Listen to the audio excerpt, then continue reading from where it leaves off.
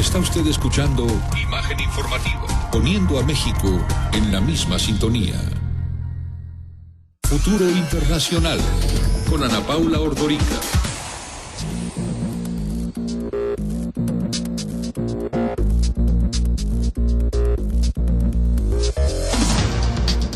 Ha sido este misterio de las ballenas que han sido encontradas muertas en los cayos de la Florida.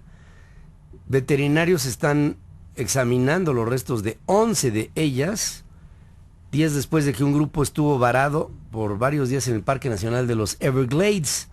Las necropsias se realizarán en las ballenas que fueron descubiertas el domingo en Snipe Point, al norte de Sugarloaf, según informa la Administración Nacional Oceánica y Atmosférica. Y hay con todo ello, siempre, ¿no?, la preocupación de que si esto no tiene que ver con un mal general que acabó confundiendo a estos cetáceos, que en el momento en que llegan y quedan varados ya no hay forma, ¿eh?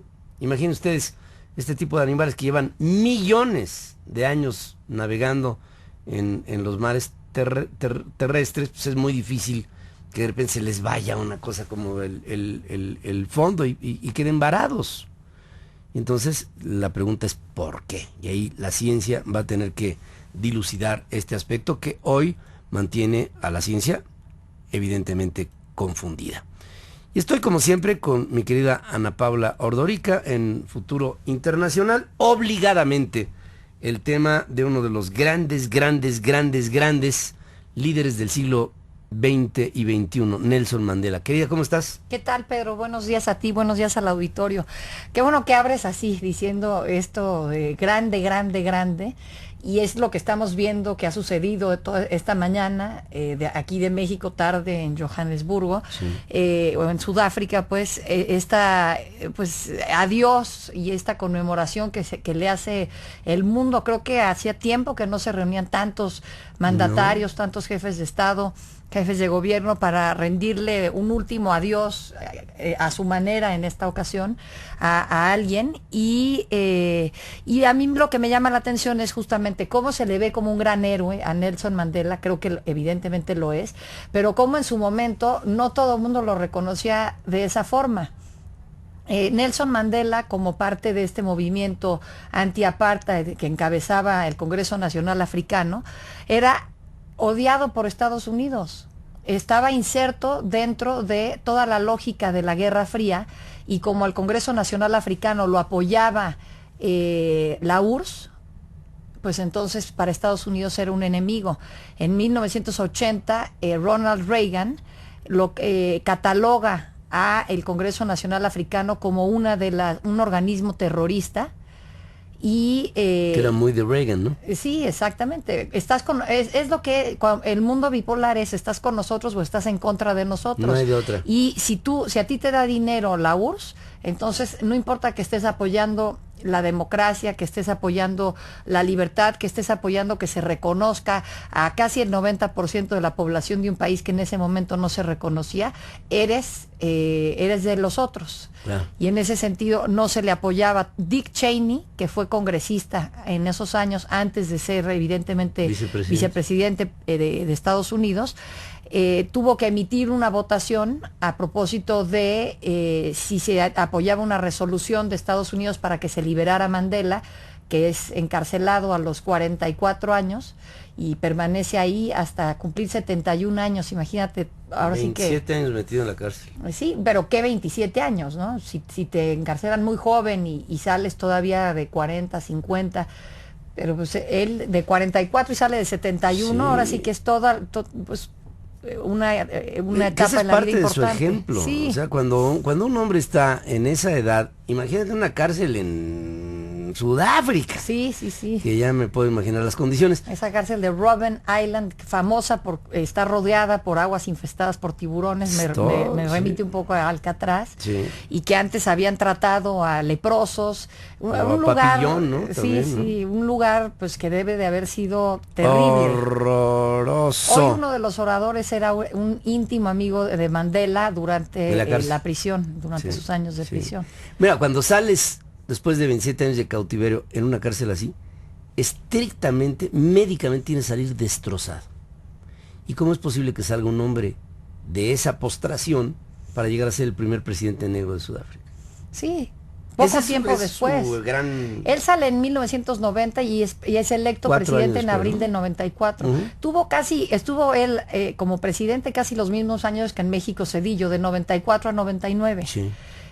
Ahora, lo impresionante de eso es que él, cuando se acerca el final de su mandato, dice, yo quiero que se lleven a cabo elecciones y que siga la democracia en nuestro país, algo que pocos líderes logran hacer, y a mí me llama la atención en ese sentido que uno de los oradores hoy haya sido Raúl Castro, porque se eligieron pocos oradores. Obama, cuando Estados Unidos no apoyó mucho el movimiento de Mandela, todavía en el año 2008, el Congreso Nacional Africano, que es el partido de Mandela, estaba considerado en el watch list de organismos terroristas. Ya no era catalogado como terrorista, pero estaba en observación. Y eso implicaba que para que Nelson Mandela fuera de visita a Estados Unidos necesitaba una carta de autorización firmada por el secretario de Estado norteamericano. Sí, era una especie de terrorista, ¿no? Exactamente. Dilma Rousseff, sí, que hace lo propio. Obviamente Jacob Zuma. Castro, pues Cuba apoyó mucho el movimiento del apartheid. Sí.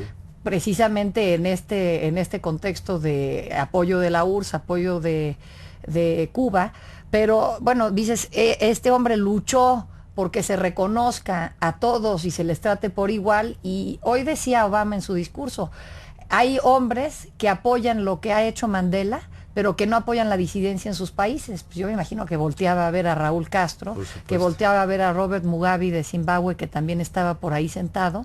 En fin, cómo hay muchas contradicciones en lo que es Mandela, no porque él no sea congruente, sino por lo que él representa, hace que las contradicciones del resto del mundo afloren, ¿no? En el caso mexicano, me parece que fuimos muy tibios con el apartheid, porque estábamos pues en este tema de el respeto a lo que hacen otros países, la política Estrada. Que era una de respetamos lo que hagan otros, con la condición de que no se metan con lo que hagamos sucede nosotros. Aquí. Exactamente. Que ese es un principio Aunque lamentable. Hubo dos excepciones notables. Una es cuando se da una votación en la ONU en repudio al sistema del apartheid y a los líderes blancos en Sudáfrica. México apoya ese repudio.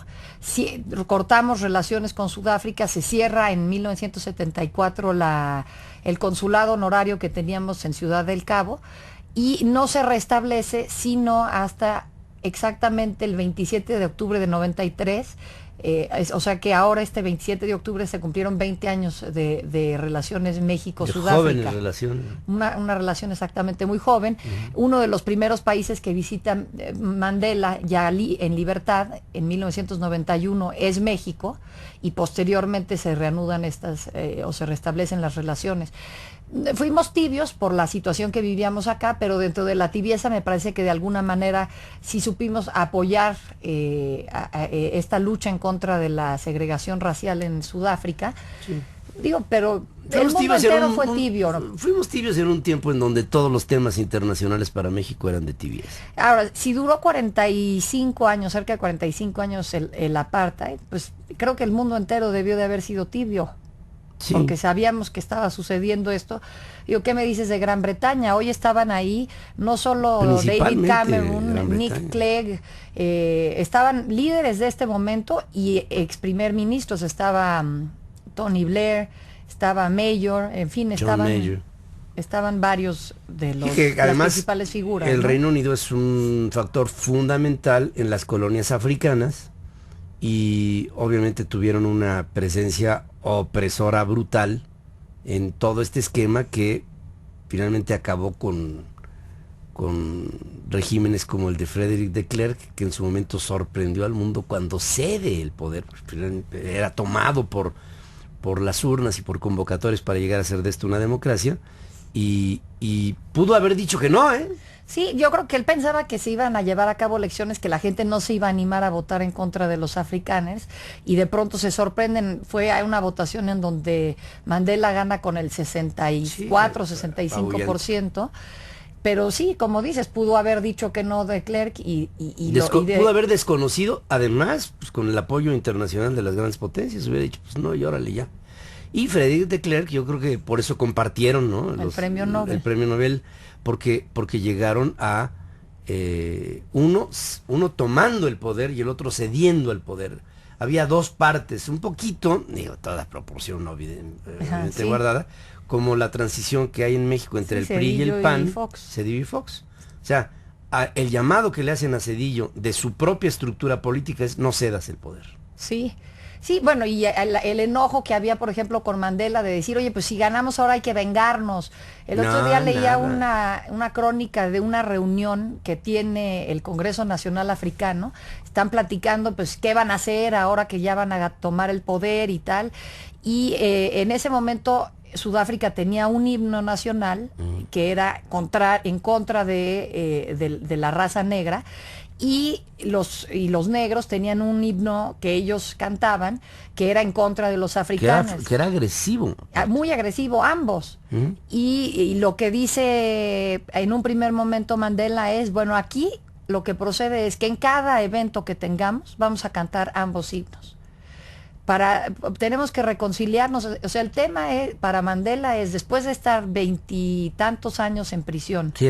27 años en prisión, y después de los horrores a los que son sometidos, pues él y su raza, uno pensaría que sales con ánimos de venganza, y lejos de eso, lo que hizo fue, hay que unirnos, y una parte importante que hizo fue lo del deporte, que por eso la película está Invictus, ¿no? Sí, porque se unen a través de una aspiración, que es llegar a ser campeones, de un pueblo que quería llegar a ser campeón, pero dentro de la democracia, y por eso Mandela fue un gran conciliador. Fue un hombre que yo creo que su gran mérito, yo creo que justamente aquí lo apuntas muy bien, fue el no haberse amargado. Sí. Después de las tenía experiencias la exmujer tristes. Winnie, que también entró. Esa es otra escena.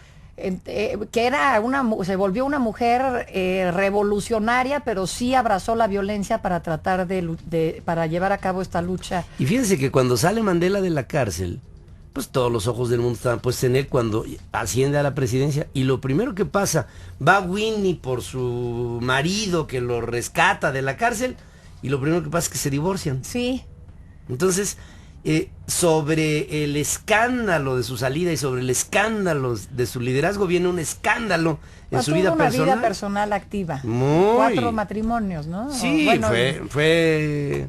De hecho, la historia de cómo conoce a Sisulu, que es el que lo jala a Walter Sisulu, que es el que lo jala a conocer el Congreso Nacional Africano y a la lucha anti-apartheid, lo conoce porque él, en su aldea, le dicen, tú te tienes que casar con ella. Y él era de la monarquía de esa aldea.